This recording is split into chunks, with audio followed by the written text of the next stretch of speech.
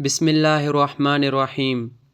کئی بار زندگی ہمیں وہاں لے جاتی ہے جہاں جانے کا کبھی سوچا بھی نہیں ہوتا، اور وہی موڑ انسان کی پوری تقدیر بدل دیتا ہے۔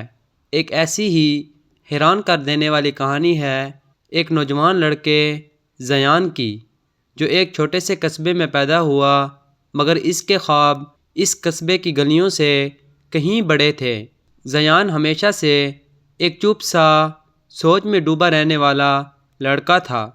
گھنٹوں چھت پر بیٹھ کر وہ آسمان کو تکتا رہتا، جیسے بادلوں کے اندر کوئی ایسا راستہ ڈھونڈ رہا ہو جہاں سے وہ اپنی قسمت کا دروازہ کھول سکے۔ بچپن میں جب دوسرے بچے کھیلتے، دوڑتے، لڑتے، چیختے، وہ اپنے دادا کی کتابوں میں کھویا رہتا۔ دادا اکثر کہتے، بیٹا، اصل دولت علم ہے اور سب سے بڑا خزانہ انسان کا کردار۔ اگر یہ دونوں چیزیں مل جائیں تو پھر دنیا کی کوئی طاقت تمہیں روک نہیں سکتی۔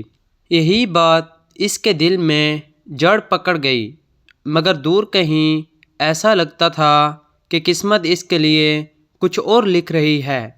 زیان کے گھر کے حالات اچھے نہیں تھے۔ والد بے روزگار تھے، والدہ بیمار رہتی تھیں اور گھر کا خرچ مشکل سے پورا ہوتا تھا۔ زندگی نے جیسے ہر قدم پر اسے تھامنے کے بجائے دھکا دیا۔ وہ کئی بار اللہ سے سوال کرتا، یا رب، آخر میرے ساتھ ہی ایسا کیوں؟ لیکن جواب ہمیشہ خاموشی کی شکل میں واپس آتا۔ پھر بھی ایک چیز تھی جس نے اسے کبھی ٹوٹنے نہیں دیا، امید۔ امید جو انسان کے ٹوٹے دلوں کو بھی جوڑ دیتی ہے اور بکھرے خوابوں سے ایک نئی دنیا بنا دیتی ہے۔ ایک دن قصبے میں ایک عجیب واقعہ ہوا۔ ایک مسافر قافلہ گاؤں کے قریب رکا۔ قافلے میں ایک بزرگ صوفی بھی تھے جن کا نام شیخ نعمان تھا۔ لوگ دور دور سے ان کی باتیں سننے آتے تھے۔ زیان نے بھی ان کی محفل میں بیٹھنے کا فیصلہ کر لیا، شاید کوئی راستہ اسے بھی مل جائے۔ محفل شروع ہوئی تو شیخ نے ایک جملہ کہا جو زیان کے دل میں کسی تیر کی طرح پیوست ہو گیا۔ جس شخص کا دل بے چین ہوتا ہے وہ دراصل اللہ کی تلاش میں ہوتا ہے، اور اللہ ایسے دلوں کو کبھی خالی نہیں چھوڑتا۔ یہ سنتے ہی زیان کی آنکھوں میں نمی آ گئی، جیسے کوئی اس کے اندر کے سوالوں کو جانتا ہو۔ محفل ختم ہوئی تو زیان چپ چاپ گھر نہیں گیا، بلکہ شیخ کے پاس جا کر بولا، حضرت، میرا دل بے چین ہے، بہت بے چین۔ مجھے نہیں معلوم میری زندگی مجھے کہاں لے جا رہی ہے۔ میں کوشش کرتا ہوں مگر سب ریت کی طرح ہاتھ سے پھسل جاتا ہے۔ شیخ نے اس کی طرف دیکھا اور مسکرا کر کہا، اگر تم گر رہے ہو تو سمجھ لو رب تمہیں پکڑنے والا ہے۔ بس ایک سفر شروع کرنا ہوگا سچائی کے راستے پر۔ کیا تم تیار ہو؟ زیان نے اس بات میں سر ہلایا، مگر اس کے دل میں خوف بھی تھا۔ شیخ نے کہا، سفر ہمیشہ منزل نہیں بتاتا، مگر منزل ہمیشہ سفر کو پہچان لیتی ہے۔ تم چلو گے تو راستے کھلیں گے۔ اس رات زیان سو نہ سکا۔ اس نے ایک فیصلہ کر لیا تھا، وہ اپنی زندگی بدل کر دکھائے گا، چاہے دنیا کچھ بھی کہے۔ اگلی صبح وہ شیخ نعمان کے قافلے میں شامل ہو گیا۔ یہ فیصلہ اس کی زندگی کے سب سے بڑے موڑوں میں سے ایک تھا۔ شہر پہنچ کر اس نے محنت شروع کی۔ پہلے چھوٹے موٹے کام کیے، پھر ایک مدرسے میں داخلہ لیا۔ پڑھائی کے ساتھ ساتھ وہ محنت مزدوری بھی کرتا رہا۔ کئی راتیں اس نے بھوکے گزاری، مگر وہ جانتا تھا کہ بھوک سے بڑا دشمن ناکامی کا خوف ہے۔ ایک دن اس کی ملاقات ایک نابینا لڑکے حسن سے ہوئی، جو روزانہ ایک ہی لکڑی کے سہارے گلیوں میں گھومتا رہتا تھا۔ حسن کے چہرے پر ہمیشہ مسکراہٹ ہوتی، جیسے اسے دنیا میں کوئی غم ہی نہ ہو۔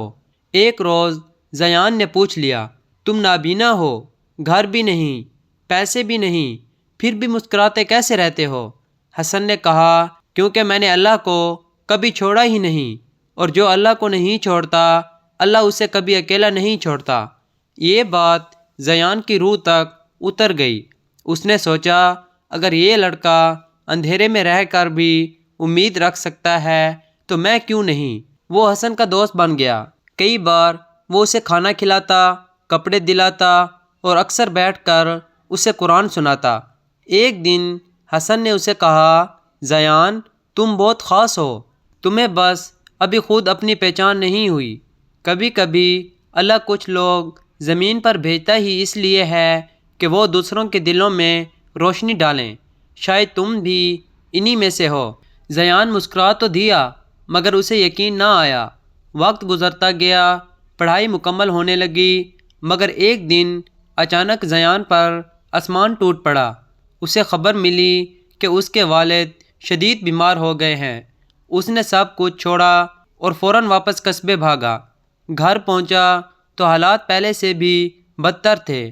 والد بستر سے لگ چکے تھے، والدہ کی صحت مزید خراب ہو چکی تھی اور چھوٹا بھائی بھوک سے نیم مردہ ہو رہا تھا۔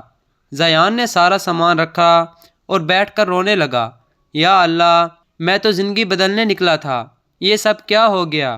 اسی رات اسے اپنے دادا کی بات یاد آئی، اندھیری راتوں میں ہی ستارے نظر آتے ہیں، مشکلیں دراصل راستے کھولتی ہیں، بند نہیں کرتی۔ صبح ہوتے ہی زیان نے فیصلہ کیا کہ وہ دوبارہ ہمت کرے گا، چاہے حالات کیسے بھی ہوں۔ اس نے اپنے والد کا علاج کروایا، گھر میں چھوٹا سا کاروبار شروع کیا اور دن رات محنت کی۔ پورا قصبہ حیران تھا کہ یہ وہی چپ سا لڑکا ہے، مگر زیان کے اندر اب وہی بے چین دل تھا، مگر اس بار اس بے چینی کا مقصد رب کی رضا اور اپنی محنت تھی۔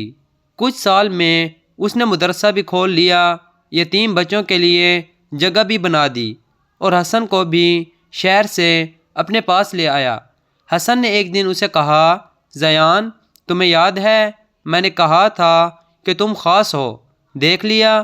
زیان نے اسے گلے لگا کر کہا، خاص تو صرف اللہ کی رحمت ہوتی ہے، اور وہ جب کسی پر اترتی ہے تو اسے اندھیروں سے نکال کر روشنی میں لے آتی ہے۔